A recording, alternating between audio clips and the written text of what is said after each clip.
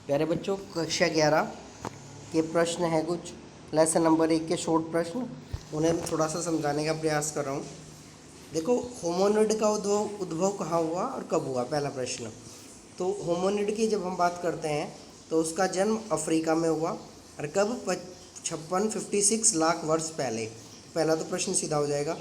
दूसरा है आदिकालीन मानव को किस आधार पर भिन्न भिन्न प्रजातियों में बांटा गया है, स्पष्ट कीजिए। तो आदिकालीन मानव को एक तो खोपड़ी के आधार पर और एक जबड़े व दांत उनके अलग अलग होते हैं, इसके आधार पर हमें विभिन्न प्रजातियों में भिन्न भिन्न प्रजातियों में बांटा गया है। अब होमो की कितनी प्रजातियां होती है, मैंने 3 लिखवा रखी हैं, तुम दो लिख देना क्योंकि कोई 2 पूछी है। होमो हैबिलिस औजार बनाने वाले, तो होमो इरेक्टस दे दिया इन्होंने बाद में, लेकिन लिखनी 2 है तो कोई बात नहीं। सीधे खड़े होकर पैरों के बल चलने वाले, तो एक है होमो सैपियंस जो हमारा आधुनिक मानव है, चिंतनशील मानव है। और फ्रांस की लेज़रेट गुफा में मानव के क्या क्या सबूत मिले हैं, वर्णन कीजिए। बहुत इंपॉर्टेंट प्रश्न है, बहुत बार पूछा गया है। देखो, इस गुफा में 2 चूल्हों के साक्ष्य मिले हैं। देखो, इन पे खाना बनाया गया था, इस तरीके से माना जाता है। और राख के भी थोड़े से साक्ष्य यहाँ काले काले मिले हैं। गुफा में खाद्य स्रोतों, फलों, वनस्पतियों, बीजों, काष्ठ फलों, पक्षियों के अंडे और मीठे जल की मछलियों के भी साक्ष्य मिले हैं। देखो, इनके भी प्रमाण मिले हैं कि इन चीज़ों को यहाँ पकाया जाता था। इनके पास एक पूरा स्थल दक्षिण फ्रांस के समुद्र तट पर स्थित टेरा अम्माटा में घास फूस और लकड़ी की छत वाली खोपड़ी झोपड़ी मिली है। तो ये भी ध्यान रखना है, छत वाली यहाँ से झोपड़ी मिली है, इस तरह के लकड़ी की छत है। और ये सारे घास फूस की ये मिली हैं, सारी मिली हैं फ्रांस से। अब होमो का अर्थ बताइए। होमो का अर्थ है, नॉर्मली हम मनुष्य से लेते हैं तो आदमी होता है, इनमें स्त्री पुरुष दोनों सम्मिलित है, बिल्कुल सिंपल हो जाएगा। अगला है शिकारी संग्राहक समाज किस प्रकार अपना भोजन जुटाता था, वर्तमान में स्पष्ट कीजिए। अब चर्चा कीजिए। देखो, वर्तमान संदर्भ को ध्यान में रख के हुए बताना है हमें ये सब चीज़ें। जैसे मैंने करा रखा है, पूरा डिटेल में करा रखा है, लेकिन अब सिंपल वे में कराना है। तो आज भी अधिकतर स्त्रियां ही खाने पीने की सामग्री जुटाने का कार्य करती हैं, तो सेम स्थिति वहाँ भी थी। लेकिन ऐसे भी कई समाज हैं जहाँ स्त्री पुरुष दोनों शिकार संग्रहण व औजार बनाने का कार्य करते थे। कई समाज ऐसे भी मिले जिनमें दोनों ही कार्य किया करते थे। ऐसे समाजों में स्त्रियां भी भोजन जुटाने में अपना पूर्ण योगदान दिया करती थी। अब आगे चलते हैं। अगला प्रश्न है, ये एक और है इसका पॉइंट। आज से शिकारी संग्राहक समाज में स्त्री पुरुष दोनों का एक समान कार्य करती हैं आज भी। तो ये हो जाएगा आज के परिप्रेक्ष्य में लेके। अब क्या है, आदि मानव अपने भोजन में कौन कौन से खाद्य पदार्थों का इस्तेमाल करता था। देखो, आदि मानव किस किस चीज़ का इस्तेमाल करना था ये बताना है। तो पेड़ पौधों से प्राप्त होने वाली अगर सामग्री पूछी जाए तो बीज, उसके बाद उसकी गुठली कर लेना, गलत लिखा हुआ है, गठली हो गया है।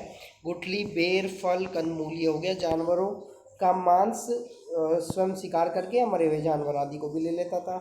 दूसरा क्या हो गया, कहीं से भी जानवरों का मांस मिल जाए, स्वयं शिकार करें या मरे हुए मिल जाए।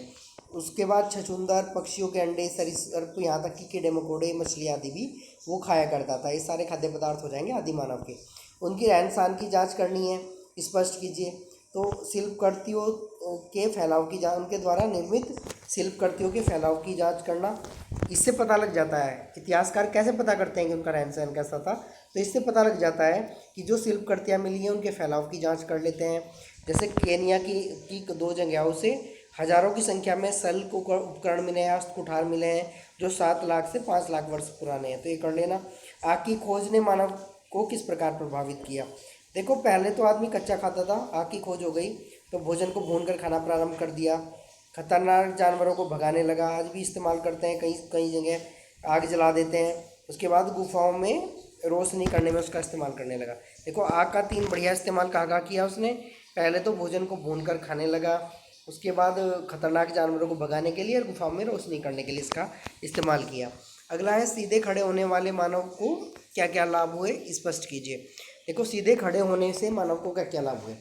देखो, सीधे खड़े होने से 2 हाथ तो स्वतंत्र हो गए।